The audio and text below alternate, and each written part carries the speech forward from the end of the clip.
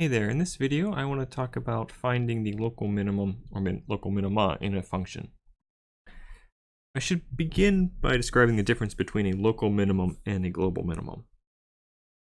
So let's say we have some kind of function. I'm just making up a shape, something like that. And any of those dips in there is called a minimum. There's the deepest dip, that's the global. And then you also have places where locally the function is at its minimum value. Those are called local minima. Often we want to find the global minimum. That would be like our best solution to a problem, the most optimal solution to a problem. But we often have to settle for a local instead. And looking at a graph like this, that seems like, well, that's nonsense. I can just draw the graph and see where it's the lowest. And the issue there is drawing the graph when you have more than one dimension. Doing this in one dimension is really not so hard. But what if you have 10 dimensions? Furthermore, your function may not be a mathematical function, but it might be data in an array. So let's say that this is sample data. And we have sample points like here, here, here, here. So like some equally spaced sample points. Based on those sample points, right, this is actually the smallest sample point. So that's not the global minimum. The global minimum was just completely skipped because we didn't have enough resolution in our array. Now you say, well, that's silly. There's only 4 points. So say I've got like 10 points, 100 points or something. In one dimension, fine. But what if I've got 10 dimensions? Like, to get that kind of spacing in 10 dimensions, I need 10 to the 10th power points. I need 10 billion points. That's already too much for your computer to handle. So it's also not the same as just finding the smallest value in an array. We're trying to find kind of like the values in between, where we have some kind of function to evaluate here. So there's a number of strategies here to finding these minimums, and they all only find local. So you give it some starting guess or some range to look within, and it will find the lowest point in that range or nearest that guess. But unless you already know the answer, they can't generally find the global minimum for you. That's just not possible.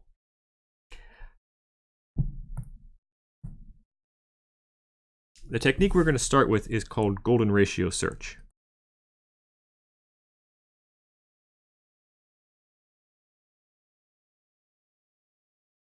And it has some similarities to the bisect method, where we basically define an interval and zoom in until we find the solution we want. So let's say our function looks something like this, and it's got some minimum here in our range. And we know that it's somewhere between points that we're going to call x1 and x4. And I'll explain why 4 in just a minute. So we know it's somewhere in there, and we want to zoom in, basically walking inwards until we reach some tolerance, and we can say, yes, there is the local minimum within this range. So what we're going to do here is we're going to start by defining a delta x, which is the size of the interval, so it's x4 minus x1. And I'm going to calculate 2 new points. I'm going to calculate x2 and x3 that are inside. x2 is going to be found by taking x4 and stepping backwards or stepping leftwards. We're going to step leftwards by an amount delta x divided by a constant phi here, which happens to be equal to the golden ratio. For x3, we start at x1 and we take a step forward, delta x on phi. The golden ratio is an irrational number. Its exact value is 1 plus square root 5 on 2. That's approximately 1.618 ... And golden ratio shows up all over the place in nature. It gives you values that nest very nicely, is the short version of this. So that when we take each step in this iteration and we're finding interior points, we always have the same ratio. That's why this number pops up here. In nature, you find it in all kinds of crazy places, like it's the has to do with like the spikes on a pineapple and why they have the pattern they do, or the sunflower seeds on a sunflower. Or you see it in architecture, you see it in paintings, and usually unintentionally. It just looks good. Okay, in any case, so what this is going to look like here is that we start at, to find x2, we take x4 and we take the step backwards, and it would put x2 somewhere like around here. And then find x3, we're stepping forwards from x1, puts x3 somewhere like that. And we've calculated these 2 new values. Now what we're going to do is we're going to check the value of the function at x2 and x3. And in this particular picture, it looks like x2 is a smaller value of the function. It's closer to the minimum. So in that case, where the function at x2 is less than the function at x3, then we're going to run through the following steps. We're going to calculate a new value for x4 that's equal to the old value of x3. So we're going to move x4 inwards. Then we need a new value for x3. That's going to be the old value of x2. And then we're going to calculate a new value for x2 using this expression up here.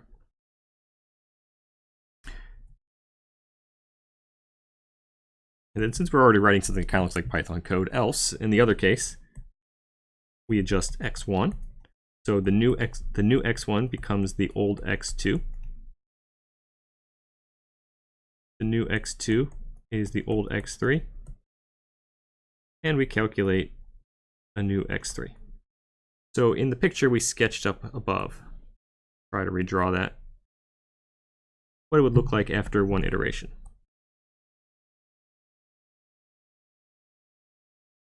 So in our case, it was x2 that was the smallest. So it'll be like the first case. So my new x4 is the old x3. My new x3 is the old x2. x1 hasn't changed. And I'm going to calculate a new x3 based on the old one by stepping forward here. And that would put me, oh, sorry, did that one backwards. I calculate a new x3 using x4. That would be this way. So you can see we get the same pattern. That's where this golden ratio is coming in. Like the relative spacing here has to be the same after each iteration. So that's my new x2, and I wrote the wrong thing here. That's why I was confused. This is my new x3. And then we keep doing this until x2 and x3 are super close to each other, and then we say, okay, that must be where the minimum is. So let's try it out with an example. I'm going to define a function f of x, and that function is going to return 1 on x to the 6th minus e to the negative x. And let's look at what that function looks like, and we'll see that it does have a minimum. So to plot it, I'm going to create a range of x values. I'm going to do that in the range 1 to 4, and we'll make a lot of them. 100 should be enough. And we're going to plot x and f of x. Yeah. And so in that range 1 to 4, there's a minimum here. It looks like it's kind of around 1.5, 1.6, something like that. And we're going to use a golden ratio search to try to find more accurately what that minimum actually is. Now to do a golden ratio search, we need the golden ratio. We could like check Google and type that in, but we could also import it. It turns out SciPy has a module called constants. And then from there we can import a whole bunch of stuff. So there's all these different constants in there. And one of them is the golden ratio. Let's rename that phi.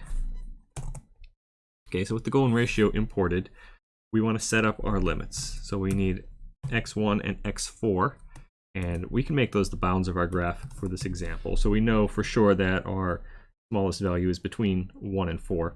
Definitely. I mean, we could be more precise than that, but let's just use a bigger range here. So 1 to 4. And then we're going to calculate x2 and x3. So to get x2, we take x4 and then we take a step backwards. The size of the step is the delta x, x4 minus x1, and we divide that by the golden ratio. And then to find x3, we start at x1 and take a step forward. The size of the step is, again, x4 minus x1, and divide by the golden ratio. And now we can start iterating. Like most of these methods, it converges pretty quickly. We'll try 100 iterations. And I want to check now if the function at x2 is smaller than the function at x3. Basically that if statement I wrote just a little while ago. So that would be, if that's true, then I need to redefine x4 and x3 so that x4 becomes the old x3 and x3 becomes the old x2. And then I calculate a new x2. Again, I'm just going through the steps that I wrote down just a little while ago. The new x2 is, well, it's just this code right up here. So copy that. And, now that I've already repeated myself, I really feel like I should write a function, but, we'll just go with explicit for now. Anyway, if f2 is not less than f3, then we're going to set x1 and x2 so that x1 is the old x2 and x2 is the old x3. We're going to calculate a new value of x3 just like we did up here. And so that's our iteration. Now we're going to check for convergence, because at some point we need to be done with this. So we're going to look to see how close x3 and x2 have gotten. They're the 2 points in between, so they're going to be the closest to wherever the actual minimum is. And so if x3 minus x2 is less than, let's say, 10 to the minus 8, then we have a solution. And that solution would be most accurate if we average x2 and x3, because we know it's somewhere between them. Although, we're talking about 1 part in 10 to the minus 8 here, so this is not necessary. You could just return x2 or x3. And then we'll print a success message. So we'll do x equals x naught after I guess it's I plus 1, isn't it? I plus 1 iterations. And then, like we usually do, we should have some kind of output if we don't converge. So we'll print a statement like failed. Okay, let's see what happens. Oh no. Probably typo though. Let's see, from scipy.constant. Oh, the very first line. Can't import golden ration. Golden ration sounds delicious, but the golden ratio is the name of the constant. Okay, what happened here? I never escaped. Forgot my break statement. Because it should only print out once. Okay, and there we go. Here's our solution, 1.63. That's believable. After 38 iterations. And of course, it'd be less iterations if we were able to bracket it a little bit more accurately. So if we said like 1.4 to 1.7, it'd be less iterations then.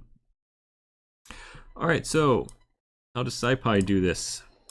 SciPy's version is called minimize scalar.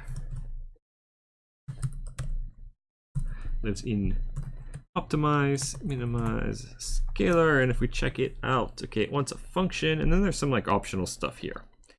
This is actually not just golden ratio. It has a few methods it can use. The default method is based on golden ratio with a little bit of speed up optimizations, kind of like an over relaxation thing. It's called the Brent method here. You can explicitly tell it you want to do vanilla golden ratio if you wanted to for some reason, and that would be right here with the method. You just check it. As far as saying bracket equals none, that doesn't quite mean that bracket is optional. You pretty much do have to tell it the bracket. There's like one method in there where you don't need to give it a bracket. But for our purposes, we do. So what that would look like is we would give it the function f, and then as a tuple or a list or an array, it doesn't really matter which, we'll give it the lower limit and the upper limit that we know surrounds it. And when we run this, we get kind of a strange looking result. This x here is our solution. You can see how it matches. Success, that success is good, right? It means it didn't fail. Nit here is number of iterations. Hey, look, it was a lot faster than us. That's because of those optimizations. That's why you want to use the default here. And this is the value of the function at the minimum, which we should be able to check in our graph. It's, -1 or -0.1 something.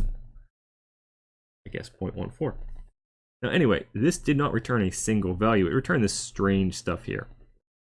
If we look at what's going on, let's just call that thing result. And so this code's identical to the previous, but now I can shift tab and see what result is. And result is this thing called an optimized result that has attributes. And one of those attributes is x, the solution. So if I want the solution, I do result.x. And now I'll have a float that is my result. Okay, so that's how we can do this in SciPy.